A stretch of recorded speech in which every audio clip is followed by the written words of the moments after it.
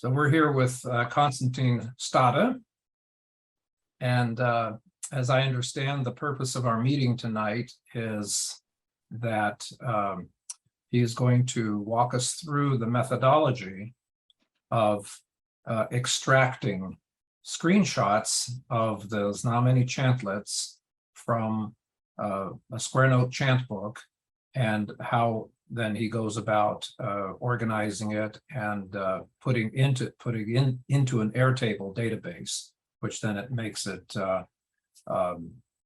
accessible to others, and hopefully will also serve as a model for other people who want to plug into this project. Great, awesome. Thanks, Dr. Vlad, for that kind of introduction. I am kind of honored here to be the first person to pick up the torch from the paper and the YouTube lecture that you gave about this. So what I've done so far in the last year has been to take the data that you originally sent to me from the FileMaker database and get Airtable set up using mode 6, tone 6 that you had started with. So that's what I started with. I'm going to share my screen here. Let me know when you can see that okay. So this is, okay, great. So this is Airtable. It's a database, it's a cloud-based database work platform. The interface can be customized pretty heavily, but in the basic use of it, it's kind of like a spreadsheet. So I'll show you what we've got so far for tone 6. So what I did is, starting with the screenshots that you'd taken, as well as the individual data fields that you gave me to start out with, I started arranging them here in Airtable. I'm going to turn this off here. So what we're looking at here is a list of rows, each one of which is a single measure of this Znamenny music. So the measure is the smallest unit that we've broken the music down to so far. We'll scroll up to the top. So I originally started by just inserting the screenshots that you had sent me, starting with Great Vespers on Saturday night for tone 6. So the way the data is structured now, on the left-hand side here, you've got a unique identifier that is the file name of each one of these screenshots that I'll show you here in a minute. Next, we've got hymn type that just specifies the genre of hymn that this comes from in the service. Next is the total number of syllables in that measure, or in that little phrase. After that, there is the accent pattern. So what's really great about using Church Slavonic as a source for this, for those of us, including myself, who are not big Church Slavonic readers, it's very helpful because the accented syllables clearly have an accent, kind of like ancient Greek does. So that's very helpful to be able to clearly see which one of the syllables in each one of these phrases is accented. So as you put in the, so as you once you have the screenshot inputted, you can just clearly go through it with the 0 being an unaccented syllable and the 1 being an accented syllable. You can start to build the length of phrase and the accent pattern. Next, we have some sort of rudimentary music theory categorization here, showing what order in the hymn this comes in. I'm going to see if I can get this sorted correctly by ID again. There we go. Okay, so that's gotten it straightened out. So you can kind of see, so the beginning of this hymn is the incipit, and I've shown that the phrase is either open or closed. So this is all a work in progress, and I'm just using open and closed to indicate which of the phrases of this chant seem to be cadential and which don't. And specifically what we're looking at here is phrases that end in a whole note and in a longer note value than the preceding notes in the phrase. I'm just calling that closed for now. And phrases that end in a half note, similar to the notes that are immediately behind it, I'm going to call open. Next, we have some identifiers that show the starting and ending pitch. One of the things that differentiates Znamenny chant from Byzantine chant is that each of the modes is not built from certain scale degrees. The modality, or how do I say it?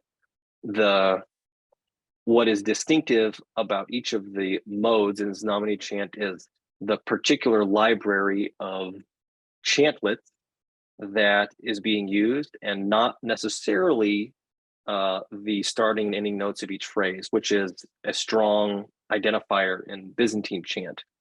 Byzantine chant also uses a collection of melodic formulas, just like Znamenny chant does.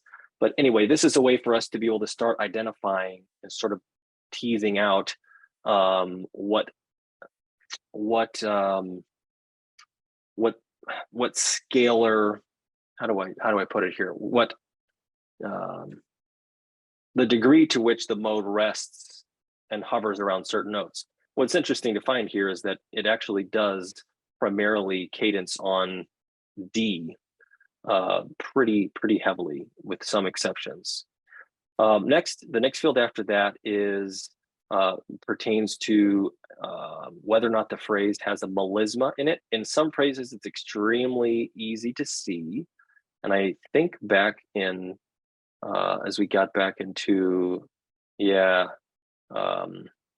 Apostica Theotikian, you can see that there is a very long, there it is, there's the end, a very long phrase. And so for that, we have a box here to check for contains melisma as another identifier. Next, after that, we have a field that is continues to evolve. It's notation. Obviously, as you can see already, the musical notation that's being used from these source books does not look the same as what we're used to. But the point of having this notation field here is to be able to potentially enter in text format a series of identifiers that show what the notes are, so that we can go and search for individual smaller pieces of music, individual pieces that are smaller than a whole measure. That becomes important down the road when we're trying to compose, because it's probably going to be the case that even once every single conceivable measure of square note Znamenny chant is notated, that you're going to find phrases semi-regularly that don't have an exact match in terms of the phrase length, the number of syllables, and then the distribution of accented and unaccented syllables there. So it's going to be important to help have a smaller unit of measure. I'll scroll down. I've entered, just as an experiment, some data in this field, but for now we're just going to leave that blank going forward. We also have the name of this, well, not the name of the whole measure, but in Znamenny chant, some of the neumes grouped together, or individual neumes. I know there are going to be people out there that know a lot more about this than I do, but to the best of my understanding, there are sub phrases indicated by either a single neume in the pneumatic notation or a couple that actually have names. So some of these short phrases have very colorful names, and it would be great, just as a way to continue that tradition and increase the depth of the musicology here, to be able to also include a translation of that. And then each of these entries is time stamped with the user in Airtable who inputted it, and the creation date for that particular record. As we start to recruit people to help us with this endeavor, I have been collecting a solid amount of reference material. So here in this reference table, you can see we've got a link to your original lecture on YouTube. It's kind of hard to find by searching. and then a link to a Google Drive folder that has other information I'll show you in a minute. It has the Byzantine chant formulas from St. Anthony's monasteries, and for reference, it also contains a link here to a website that has the text of these services for reference, because sometimes it gets a little bit confusing about where you're at, especially certain hymns are, omitted from small vespers and, referenced later in great vespers. This work definitely gets into the weeds of Orthodox service, the way that Orthodox services are put together. I mean, it's just at the most complicated level. So it's good to have some reference information to go from there. So showing what's in this Google Drive folder, I have a number of reference documents that I've been collecting, including a version of the actual paper that you wrote, and among other things, a little tutorial here on how to read this synodal square note notation, which is how I learned it a little while ago. So that's there for you, and it shows all the different symbols and things like that, and a number of other interesting pieces of information, as well as the source books that we're going to be drawing from. We should probably go through and give the publication date of some of these in case we want to do the older versions as well as these most modern versions. I think at least the Actoikos, I'm fairly certain, is the 1909. I think Vigil and Liturgy were in 1909. I don't read Slavonic numbers well enough to know when the Actoikos was published, but that's one thing to keep in mind. So going back here, we're going to jump back to some of these tools in a minute when I start actually taking screenshots from mode 1 and putting that into the database. What kind of person are we looking for that might be interested in this kind of work? Well, I can sort of describe myself, if that helps at all, because I have a little bit of a musical background, but I'm not a composer. I've never been good at composing, and I don't have a very creative gift. I've always been attracted to liturgical art because it combines strong elements that you really have to use in certain arrangements. So what you don't need to be in order to do this, and I'm speaking mostly about myself here, is a brilliantly gifted church music composer. In order to do this, you really just have to be able to identify what these note values are, draw a couple limited conclusions from them, and know how to take a screenshot on your computer, rename it, and a few other things that I'll show you. So really, it's actually quite monotonous data entry at this point, and it will be for a little while. I made the commitment to Dr. Vlad back in January of 2021 that I was going to spend 10 minutes a day on this until it finished. I spent 10 minutes a day on this from January till about late April, and finished all of mode 6 of Saturday night through Sunday morning, as well as all the weekday the Theotokia in the 6th mode. So that's how long it took me. Obviously, we've got a lot of work ahead of us, but it's not something that requires you to quit your job or anything like that. I'm really sad, actually, that I discovered this project as late as I did. So the YouTube video, I think, is dated at 2014, maybe the summer. At least that's when you gave the talk, Dr. Vlad. Is that right? Yes, that was 2014. And I graduated with a music degree in the spring of 2015, and was looking for a senior research project that I would have loved to have done this for a senior research project. So any music students, Orthodox young people in college or high school, but for me, college would have been perfect because I could have gotten, this could have been a whole grade for me. this project? I was I also think- thinking in seminary, there are a lot of people who have a love for music, and even some who love Carpatho-Russian, which is somewhat similar, or other kinds of chant. And this would be a wonderful thesis project. Yes, I Yeah. want to pick up on that also.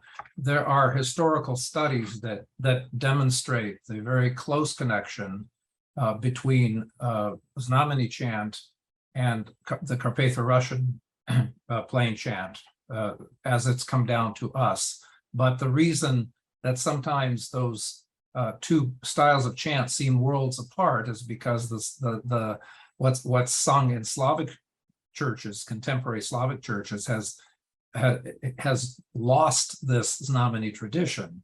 So it's very difficult to make the connection to Carpatho-Russian chant. But if you actually get into the Znamenny chant, then you'll see all kinds of parallels and similarities. I think there's also there's clearly there are people who just simply they might be lovers of chant, any kind of chant. They love to sing. They in a matter of a few minutes study, one can start making these melodies out, because after all, they're rather simple. They only contain quarter notes, half notes, whole notes, and the occasional eighth note. They're very stepwise, so they're very easy to practice one's sight reading on, because they're relatively easy. They keep reusing the same basic building blocks.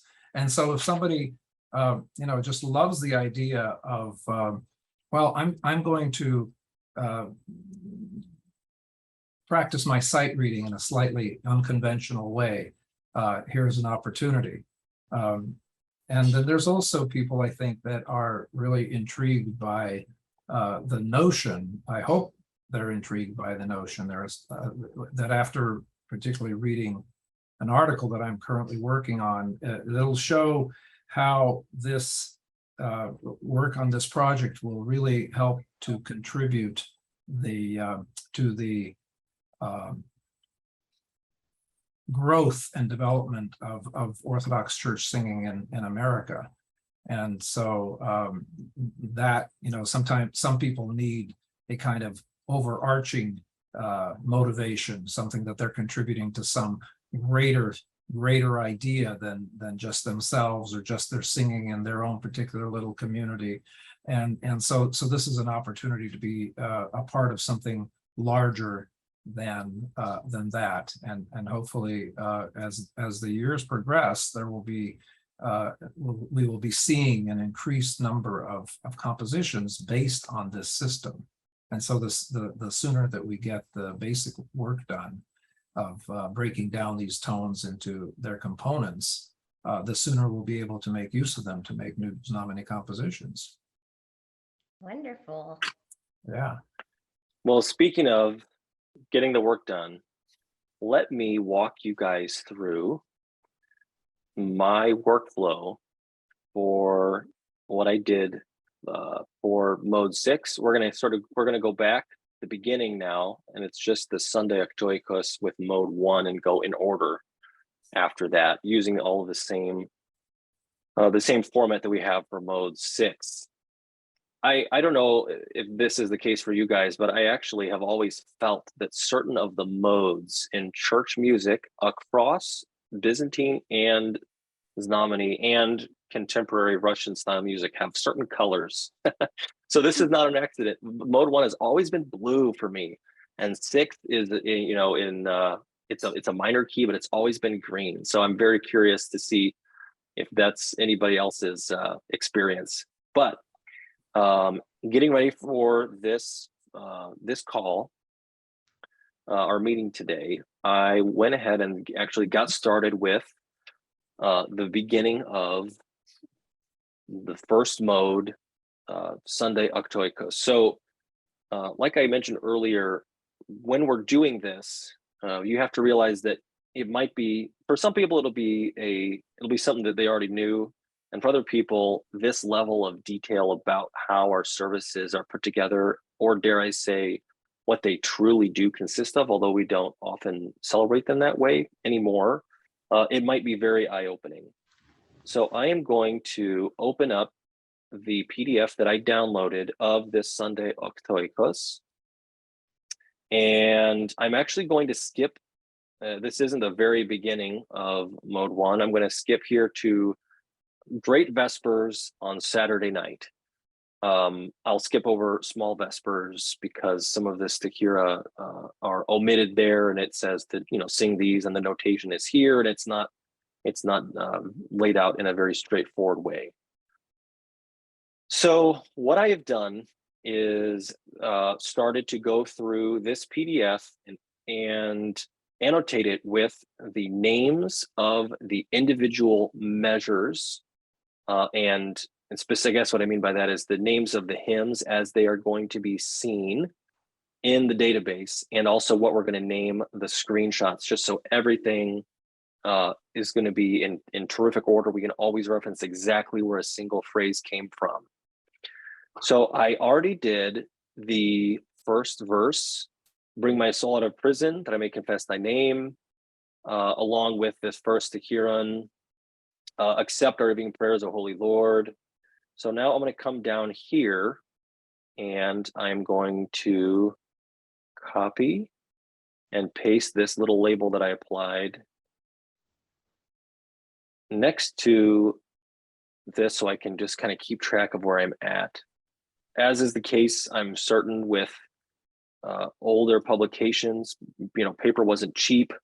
And so there's a lot of music just squeezed onto each page, and it's kind of hard to tell exactly where you're at. This is the final bar line. And so this is the beginning of the next piece of music. It's the psalm verse.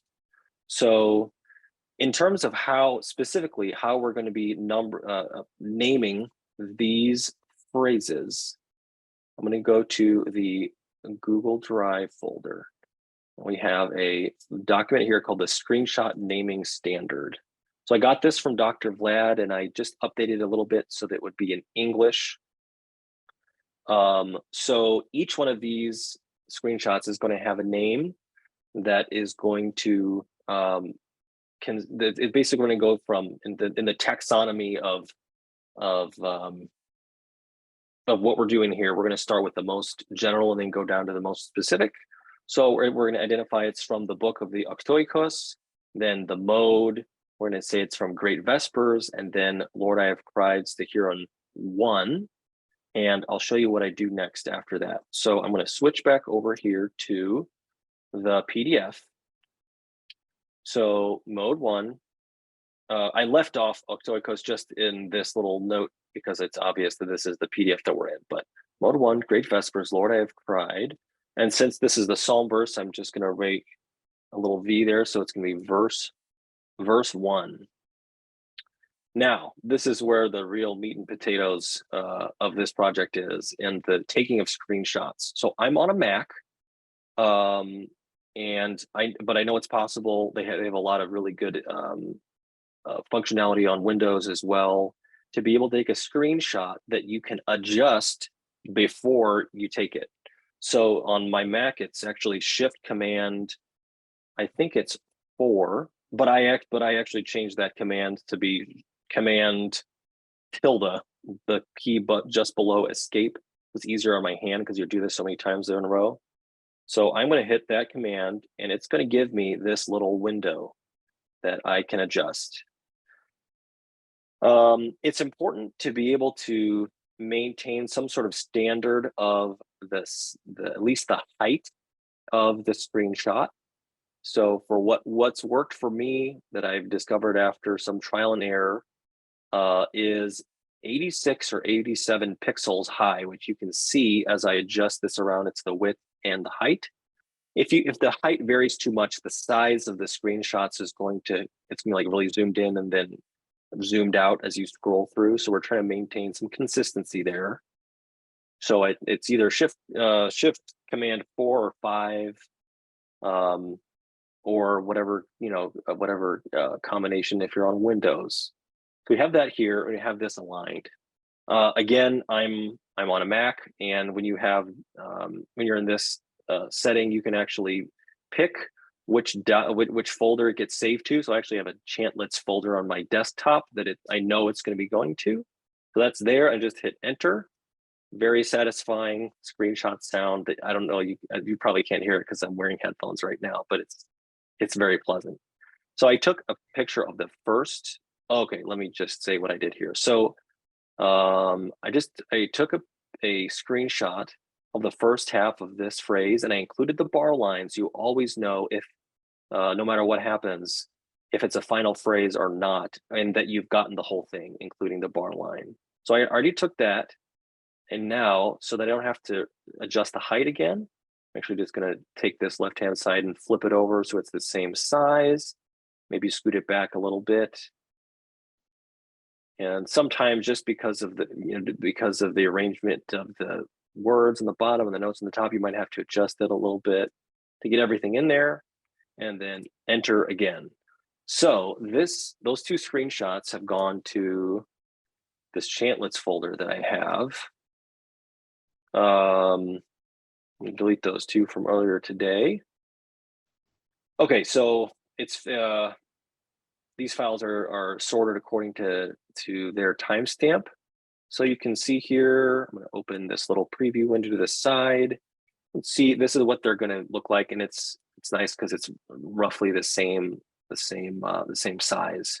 So now what we're going to do is we're going to apply the same name that we started with here to this to these screenshot files.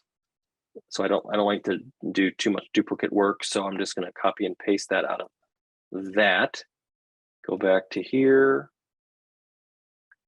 and rename this to be Octoikos period mode 1 period Great Vespers period Lord I've Cried verse 1. And then because it's the first half of 2, I'm going to just put another period and do 1. So it's verse 1.1, and I'm going to copy that, go down to the next one, and put this is the second half.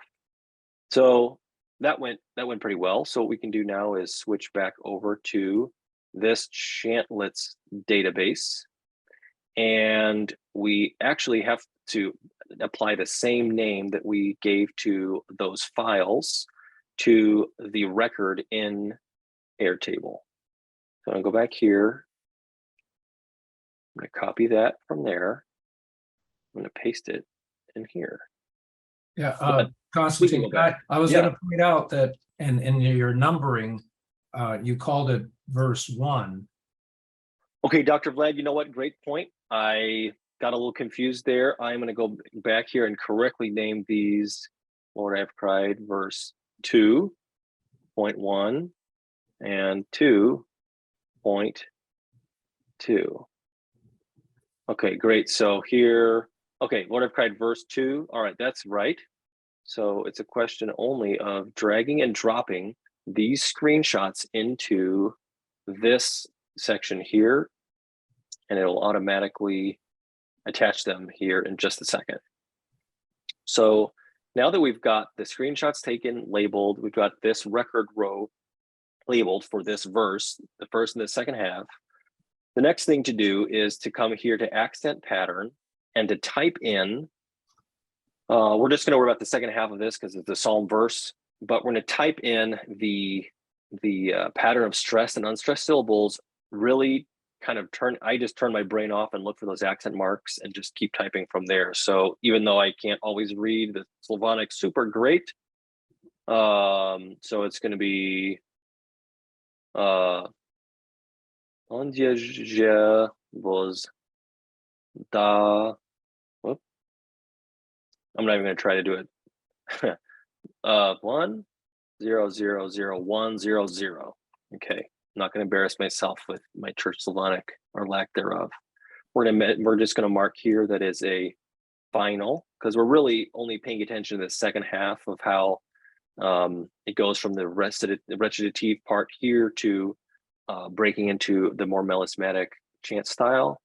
So for this, we're really going to be only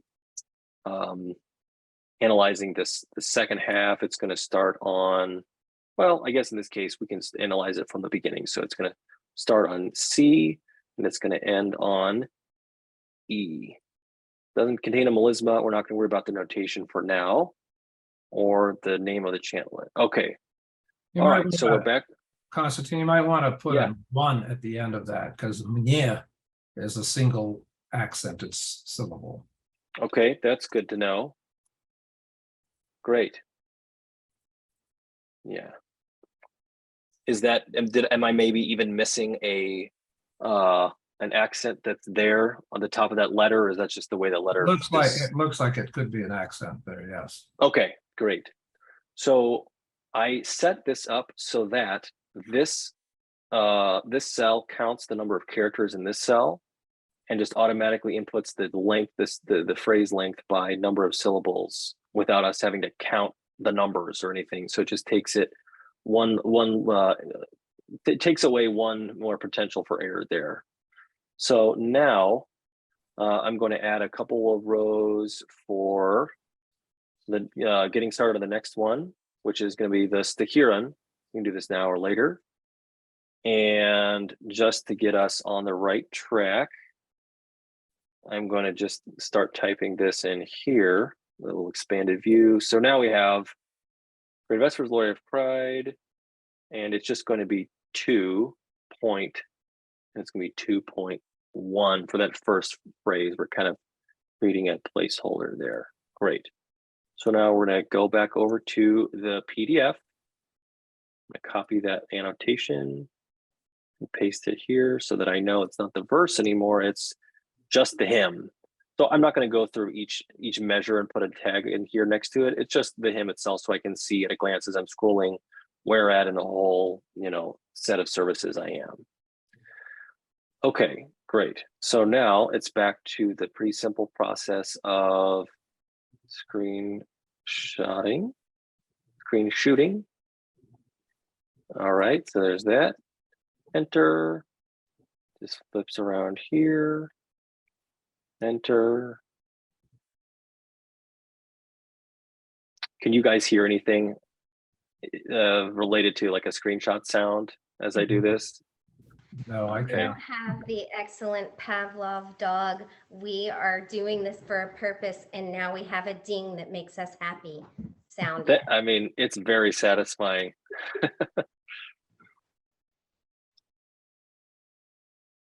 Okay, so we're just going through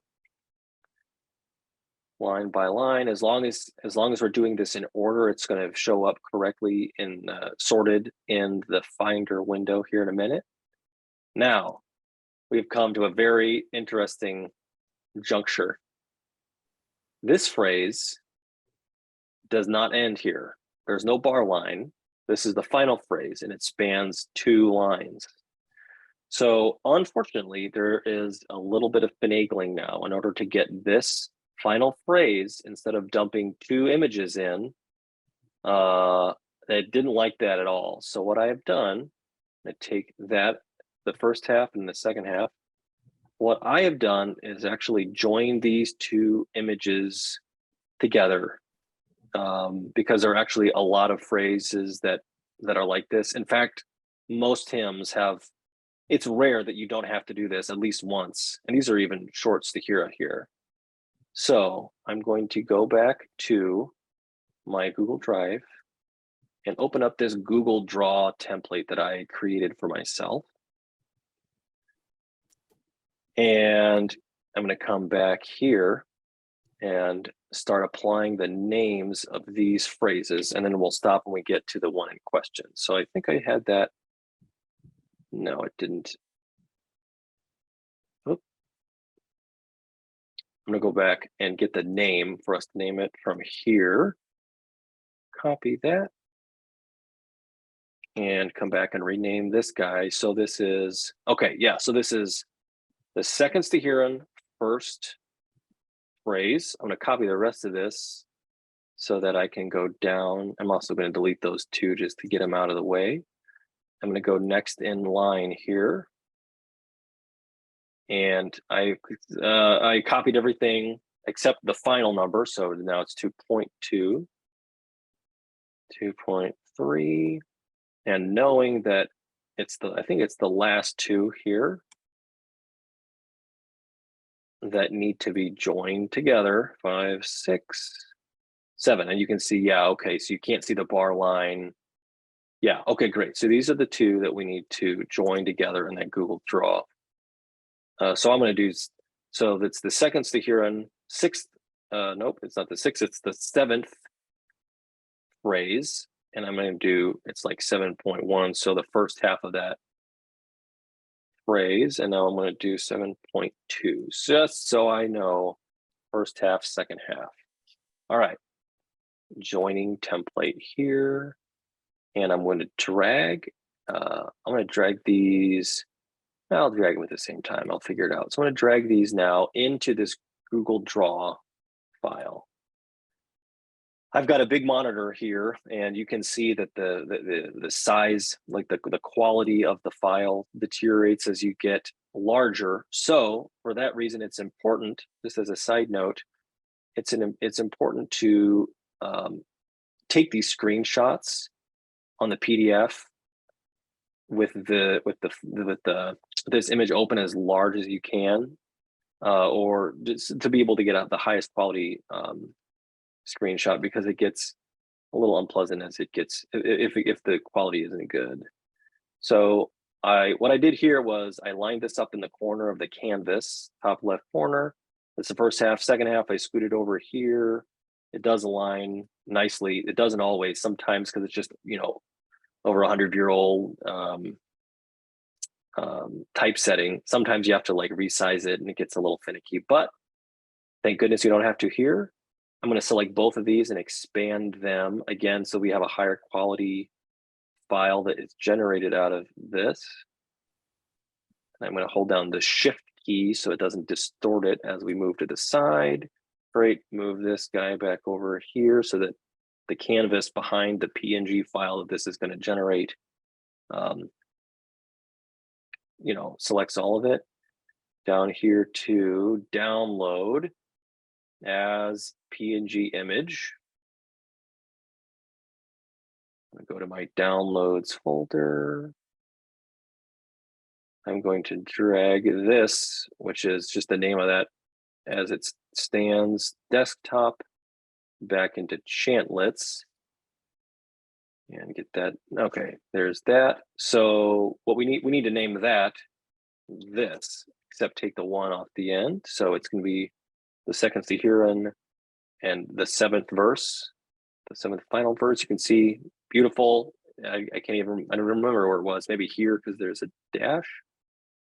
Yeah, can't even tell. Great. Okay, 2.7. And now we can delete these other two. And I'm just going to go back and also delete these out of here for future use. And now we're ready to drag and drop these images down into these records. There's another little finicky step here that I came up with to be able to expand to the correct number of records here at the bottom that you need. And that was within Google Sheets using this auto ID numbering tool. Delete this out of here. Just kind of a fun Excel spreadsheet kind of thing. If you drag and drop this down, it'll change the last number. It'll keep it all in order. So instead of having to go back through and renaming and having to type it all in again in Airtable. Airtable doesn't do that, unfortunately, but Google Sheets does. So now I'm back here. I'm just going to hit paste. I'm going to paste that into there. And yes, I want to expand the table. And now we have the spots ready for us pre-labeled for where to drop these screenshots. So I'm going to do that. So we have 1,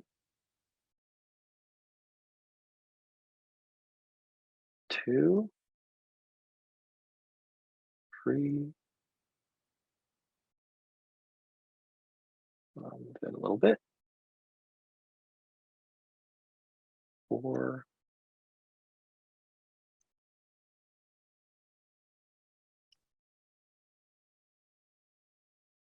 Okay, so now we've populated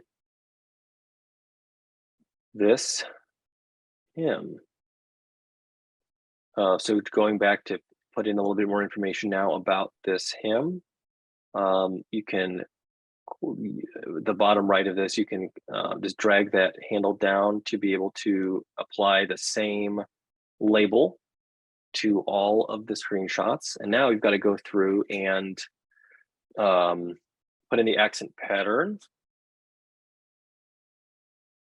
Dr. Vlad, what's your opinion about that first syllable? Yes. Probably well, short. It's a short. Yeah, it's a short. Obiditia. Mhm. Lydia. Sion. Okay, next. Short, short, short, long, short, short, long.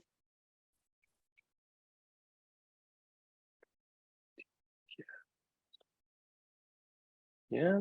Vnyam, no, that's stressed. Nyam, yep, thank you. Воскресшему из мертвых. Яко. Есть. Is that going to be long as well? They're kind of there's like three stressed syllables in a row. Toy, yes, Bog, Yes, Bog, four. Nash, 4. Yeah, that happens in English too. Yeah. So yeah. Okay, 4 in a row. Very interesting. I mean, and I will stop here and say, Dr. Vlad, what we were talking about earlier, like if in well, actually, is this for thou art our God? For thou art our God, yes.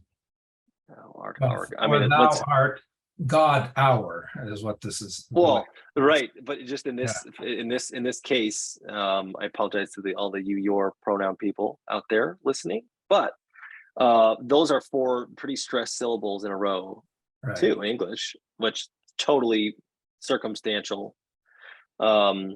But it does happen. And if we were trying to sing this phrase in our more usual sort of music, especially if you have these 4 accented syllables in the middle of a phrase, it can be very difficult to sing those appropriately, giving enough length to each one as it just kind of flies by. Right. So it's nice to be able to have something to do with 4 accented syllables in a row. All right, back to this. Nas. Right. What is zakonni nashi? All right. Yes. Great. So there's that. Now we have the phrase position is, well, this is probably a good moment to say that the way I did this over the course of several months was to just take screenshots. I mean, I set a timer on myself. It's for myself on my computer, actually. It's up here. I forget the name of it. And it was pretty helpful. So I just set 10 minutes up there and it would play a little thing. And I would just take screenshots for 10 minutes. And the next day I would go back and name them for 10 minutes. And the next day I go back and so I'd kind of, I would find a workflow that I didn't have to switch. What did they say? Switch states.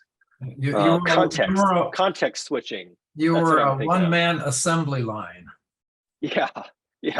Got to run back and put the laces in all the boots for a week. Oh, yeah, That's pretty much. Idea. Well, it just made it easier to just get in the flow of things, because when you had like 200 phrase positions to do, it became obvious, like, initial, middle, final. Anyway, you didn't have to think about it so hard, and it was easier to get zoned in, and I could try pronouncing these syllables without without multiple people knowing how bad my Church Slavonic is. Anyway, who cares? So phrase position, it's the first phrase, and it's open because there is actually not a a large note value at the end here. I think, Dr. Vlad, one of the things we should probably add along the lines of contains melisma is a checkbox to show that this phrase could probably just cadence there on D. Yes. But these this E and the F quarter notes are being used artistically to connect those thoughts, as far as I'm aware. So it would be nice to be able, if you have an initial phrase that's 9 syllables long and has this pattern of accented and unaccented, but you didn't want to connect the end of this phrase with the next. Let's see here. Encircle Zion. What am I thinking of here? Encircle, oh people, Zion. Zion. There. And surround her. Yeah, exactly. So Yeah. This is a great example of how the musical phrase and the thought extends beyond the punctuation and the bar line to get all the way to here, which is obviously a closed phrase. Maybe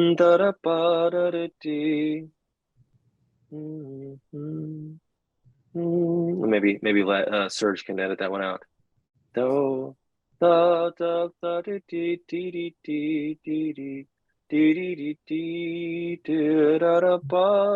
Yeah.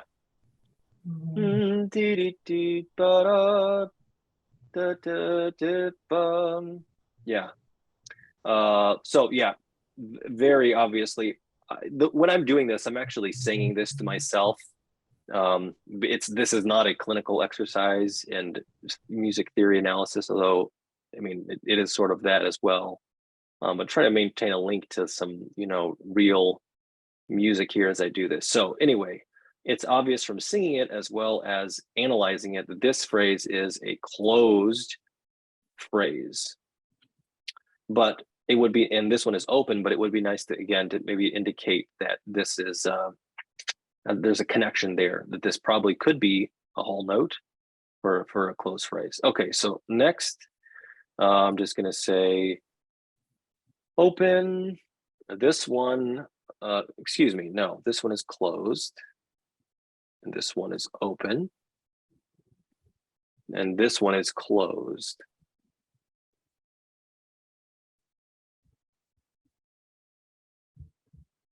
I know there's not a whole lot of word painting.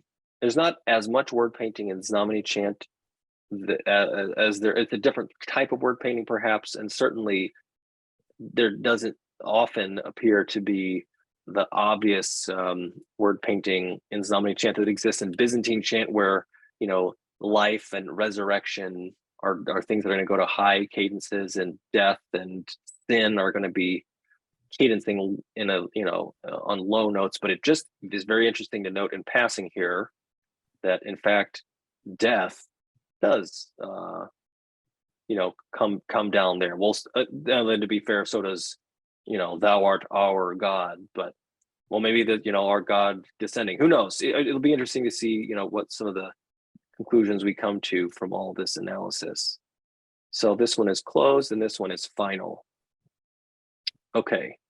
Next here we've go ahead, Dr. Vlad. I just simply you may or may not want to go on record as saying that. I mean, it's a good point about the word painting on Miervik, the descent on the dead, but that also is a kind of a closed phrase. Yeah, kind of like this is me. It's still off the record. A wild goose chase for word painting that doesn't exist. Like that has never felt good as a musician. People are like, glory to God in the highest, and I mean, oh, there it is, highest. It goes up. Like, oh, that's not really how it works. All of these phrases, these phrase endings listed, we're going to go through and just give the starting and ending pitches. If it's not been obvious to people already, this is all an alto clef. So the middle line is C. So this note is actually a half note and it's on E. So we're just going to go through and select that now. Oh.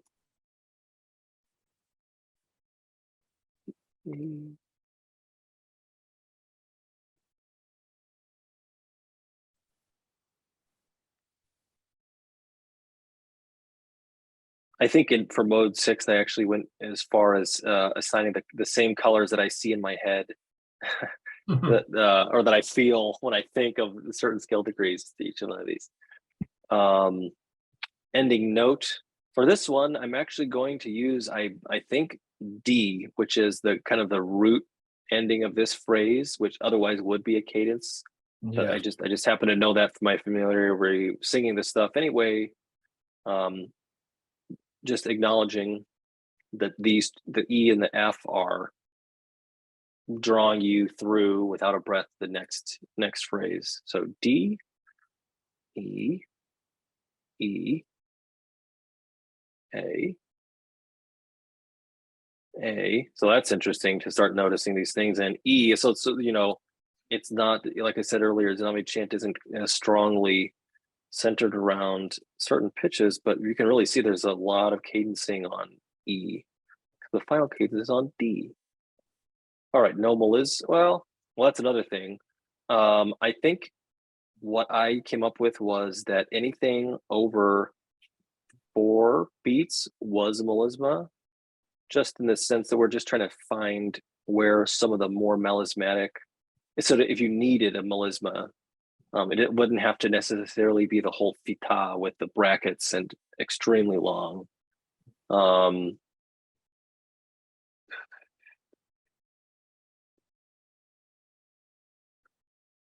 So in this case, I think I was calling this one a melisma. It, you know, that's debatable. Okay, melisma. And then from that's it actually. There of course is the notation, like what we've talked about, that is not going to be, we're not going to worry about that now, as well as the actual so the names of any of the neumes that are in here, which you don't really have access to. So that is it. That is the process of doing one Sakiran with a psalm verse, with some help from friends. It goes much more smoothly and more enjoyably than this when you can line everything up and just do one of the same thing, especially when you're scrolling and scrolling. Now, as we wrap up here, one of the things I do want to show you is what we have so far for how the data that we've inputted can be digested and used. So let's see. So from small vespers on Saturday night through all of the weekday Thetokia in mode 6. So all of that content for mode 6, currently we have 564 records. So I'm going to open this little tray on the side here to show that this is the view that I set up, which is all phrases, and that just shows everything in the order that I put it in. So you can just kind of take, if you wanted to, you know, just take a look at ending pitches, for example, you could use this view. The next view that I created after that was this reference view.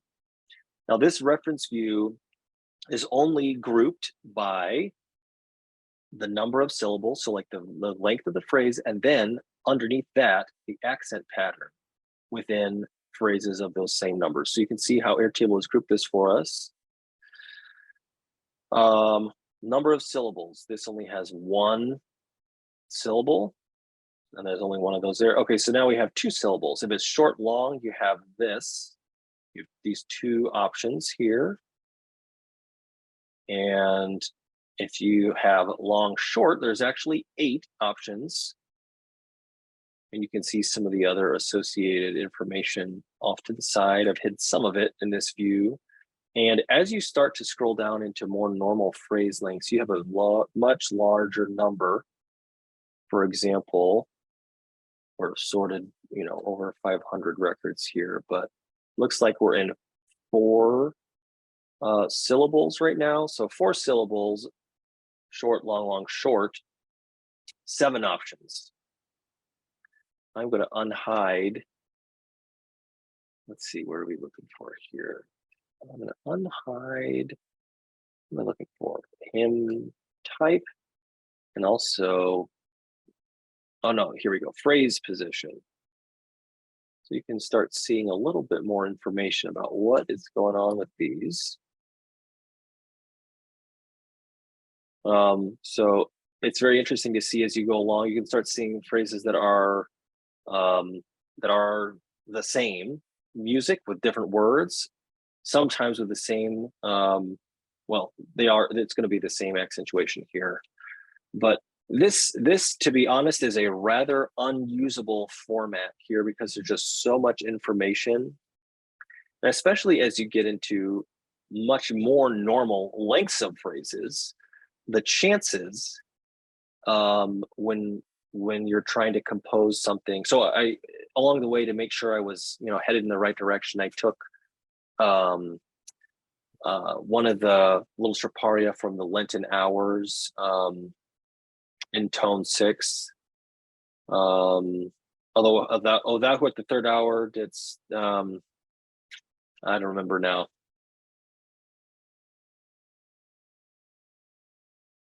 About the Holy Spirit, take him not from us, a good one, but renew him on us who pray unto thee. So trying to actually use this in this view, I rapidly ran out of options for, 8 syllables long, and then there's nothing for that particular accent pattern in the particular genre. So what that means is 2 things. One, we need to collect more data from the other books like the Triodian and the Pentecostarian, the Festal, Manan, things like that. And also we need to be able to identify smaller units within the music that we can use and maybe add initial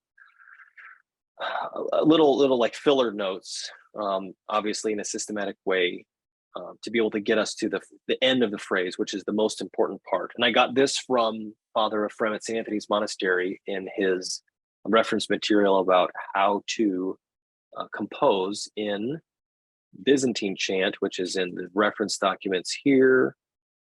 That's the method that he suggested, and that's why we need to have the notation to be able to break this down a little bit more. So, Dr. Vlad, that is all I've got for you guys this evening. Do you guys have any questions about anything we've looked at so far? No, this makes a lot of sense. It's really not so hard. You explained it really well. Thank you so much. Yeah, no problem. Yes, I'm really happy that you were able to from the time that you started, you obviously saw that there was a method in the madness, and you refined the method, and that's very encouraging. Because other people can do that as well. Yeah, absolutely. Yeah, and kind of like we were just talking about with the identifying the types of final phrases. I mean, the whole thing is something that we're just trying to tackle in flight. Yeah, and I'm really happy to be part of this. Thanks, everybody. Thank you. Thank you.